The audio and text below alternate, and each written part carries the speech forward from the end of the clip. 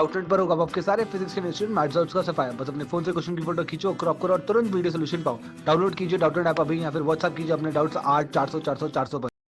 Question given है कि एक इलेक्ट्रॉन गन है, उसमें एक एनोड लगा हुआ है। तो उस एनोड का जो पोटेंशियल है वो है, एनोड का पोटेंशियल 100 वोल्ट, और वो एक इलेक्ट्रॉन्स को फायर करता है एक स्फेरिकल बल्ब के अंदर, जिसके अंदर हाइड्रोजन गैस भरी हुई है और उसका जो प्रेशर है वो काफ़ी लो है, 10⁻² नैनोमीटर ऑफ मरकरी।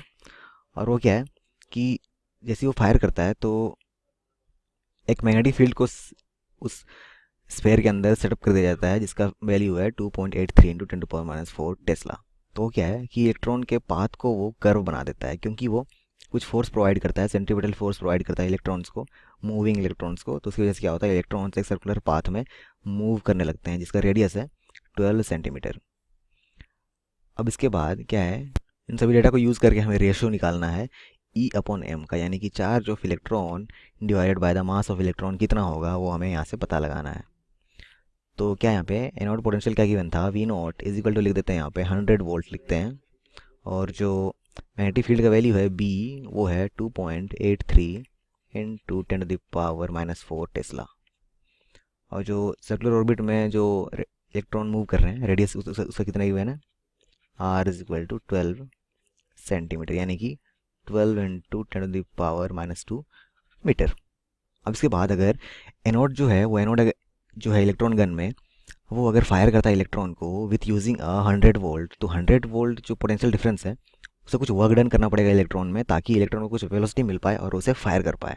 तो वर्क डन कितना करेगा, work done is equal to E into V naught, इतना ही वर्क डन करेगा। और यही वर्क डन जो है वो स्टोर हो जाएगी इलेक्ट्रॉन के अंदर, किस फॉर्म में, काइनेटिक एनर्जी के फॉर्म में। तो kinetic energy of the electron जो होगा उसे हम बोल सकते हैं work done by the potential difference के बराबर। तो काइनेटिक एनर्जी को और क्या लिख सकते हैं हम, हाफ एम वी स्क्वायर लिख सकते हैं हम।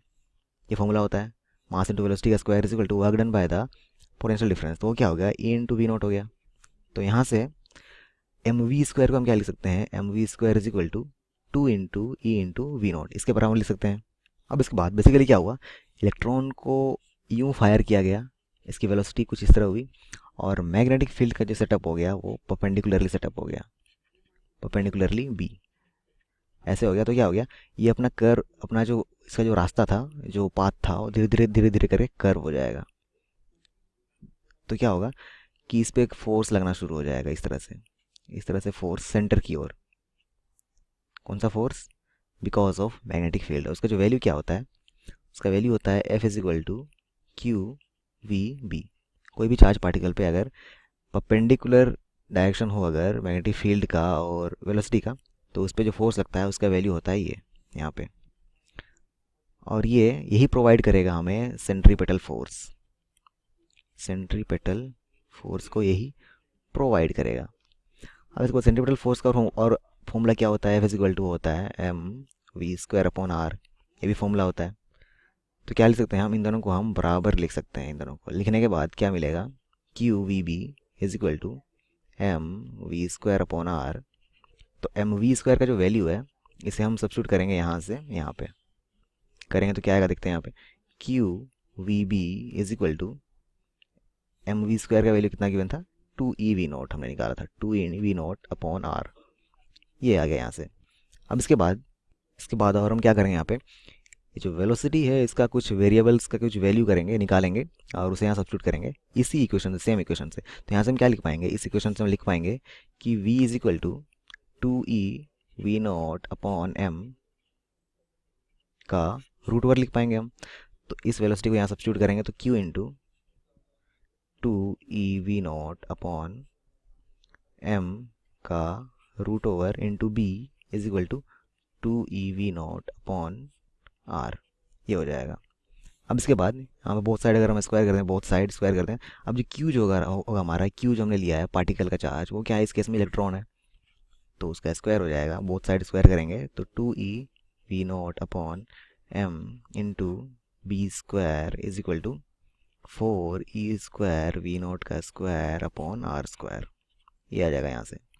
अब इसके बाद ये क्या, यहाँ पे E अपॉन m हमें निकालना है, E अपॉन m, तो जो जो हमारा कैंसिल हो सकता है उसे हम यहाँ पे कैंसिल करेंगे, ई स्क्वायर और ई स्क्वायर यहाँ कैंसिल हो जाएगा, एक V0 कैंसिल हो जाएगा, और क्या क्या कैंसिल होगा, ये 2 से ये 2 कैंसिल हो जाएगा, और फाइनली क्या आएगा, E B square upon M is equal to 2v0 upon R square, ये हो जाएगा।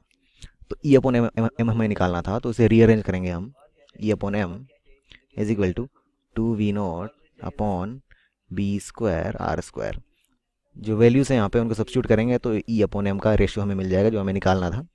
2 इंटू 100 वोल्ट गिवन था, डिवाइडेड बाय मैग्नेटिक फील्ड का value B is equal to क्या था, क्वेश्चन में देखते हैं ये वाला, तो 2.83 इंटू 10⁻⁻⁴ का स्क्वायर इंटू रेडियस का स्क्वायर, रेडियस कितना गिवन था, रेडियस 12 इंटू 10⁻², 12 इंटू 10⁻² का होल स्क्वायर करने के बाद हमें आएगा value is equal to, total calculate करने के बाद 1.73 इंटू 10⁻11 क्या हो जाएगा, चार्ज अपॉन मास है तो कूलोम्ब पर केजी, ये हो जाएगा यूनिट। ये फाइनल आंसर।